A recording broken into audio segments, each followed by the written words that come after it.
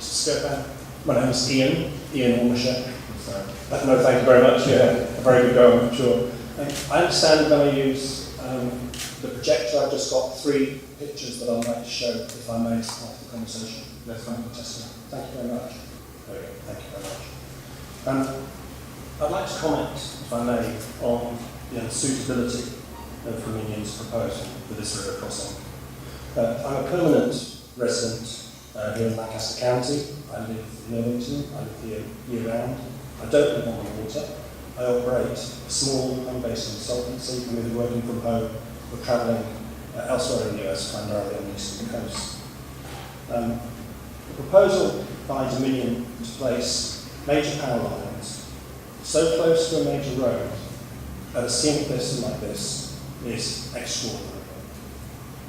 If it were to happen, I believe it would place transmission towers and the transmission lines closer to this major bridge than any other major water crossing in the whole of the USA. And this isn't just an ordinary crossing. Virtually every aspect of this crossing is unique. The bridge, the tower proposals themselves, the river, and the community, the economy that supports it. Most people don't realise, but I understand that this bridge, from looking at all of the charts, the NOAA charts for the USA, backing that up with work on Google Earth, I understand that this bridge is the highest major water crossing in Virginia, and by major I mean water crossing greater than 1 mile. Bridges over water over 1 mile are extremely rare. There are a total of 82 in the USA. The Norris Bridge is the 20th highest major crossing over water in the US.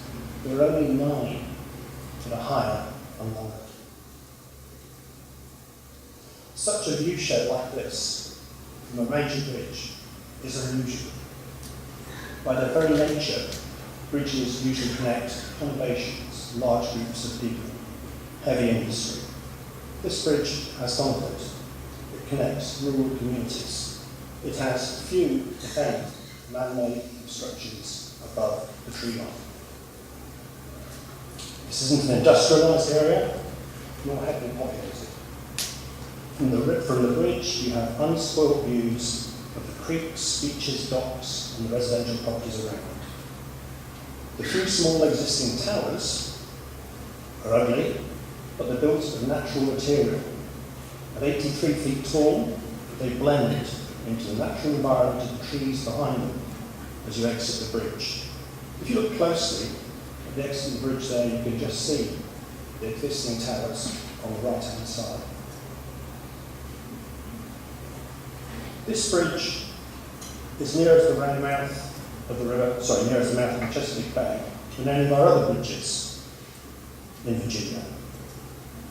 There are no other bridges that offer a view of the mouth of the bay. The views from this bridge are breathtaking. The river is also exceptional. It's the premier sailing location in Virginia. The reason for that is because it has extensive, deep water, deep, unobstructed water. Nowhere else in Virginia is there such a protected stretch of water as large or unobstructed as this one. The proposal. The SCC deals with these issues all the time. I know and understand that. And forgive me for showing the next slide, which I know you'll be familiar with. The SCC have guidelines and practice about what is good transmission power and what isn't. And these are extracts from the guidelines, published in 1991, so they've been around for a long time. I know it's a bit too difficult to read, too far away, but I'd like to draw your attention, if I could, to the pictures at the bottom. The picture on the left shows a set of transmission lines, H-frames, running very close to a road. It's described there as an example, a poor example of the preferred approach on the right-hand side. That situation almost mirrors the situation we have with the bridge, except that the bridge situation is much worse.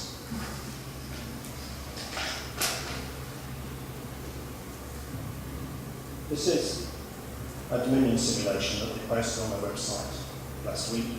That's the scale at the top.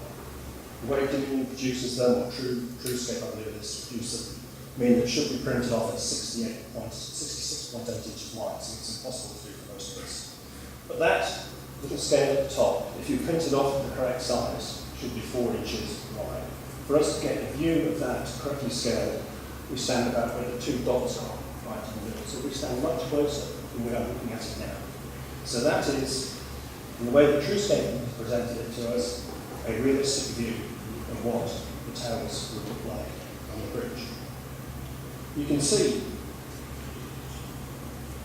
that this almost mirrors that example that we saw earlier on. In this instance, though, there are no visual obstructions that would obstruct the view of the towers. There's no natural vegetation that could grow that would obstruct the vertical view of the towers. The cross arms and the wires are at such a height that there's no horizontal lines that would obstruct those either. And there is no backdrop that those towers can blend into on the edge of the river.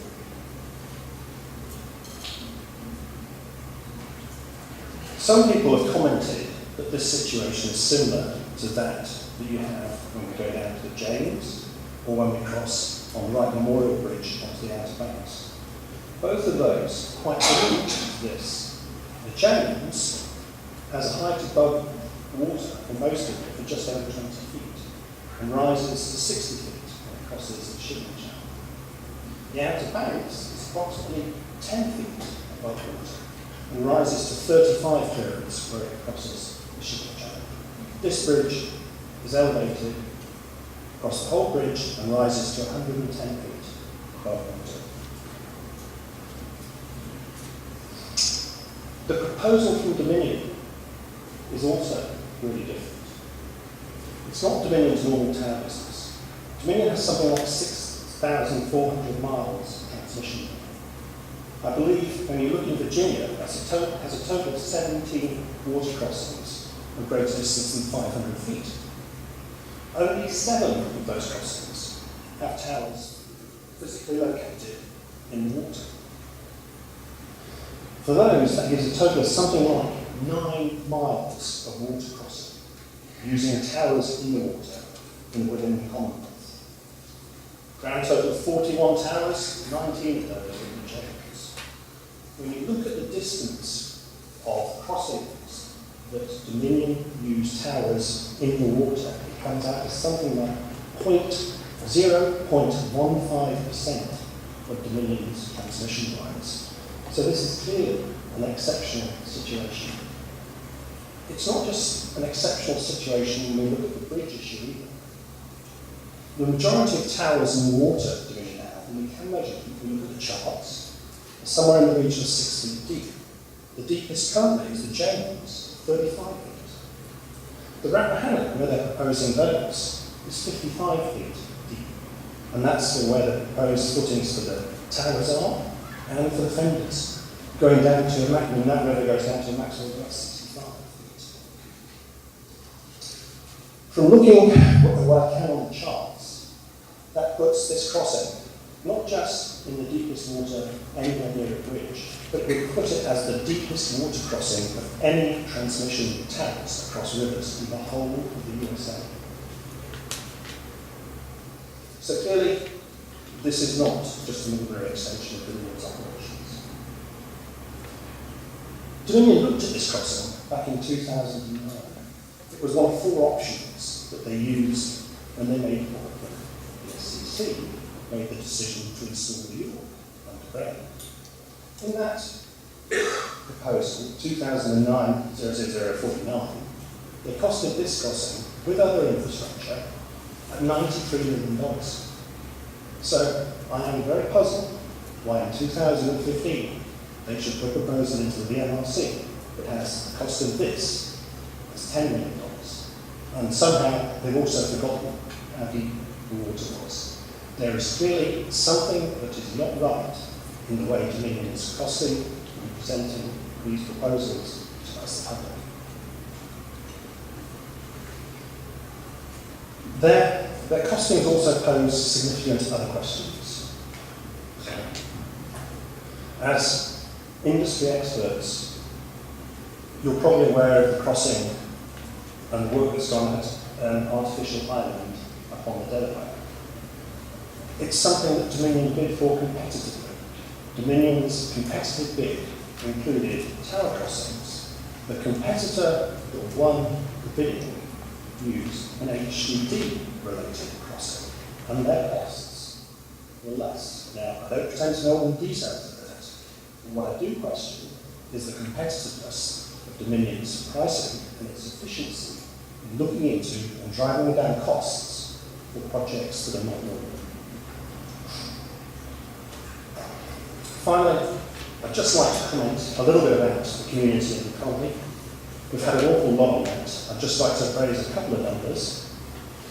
Lancaster County, according to Virginia Tourism Corporation, in 2014, brought in $7,500 per head population through tourism.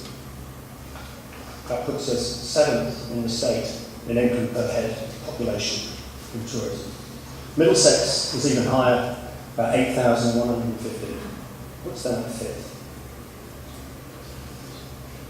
In every analysis, you can see that this crossing is unique in Virginia, if not in the whole of the USA.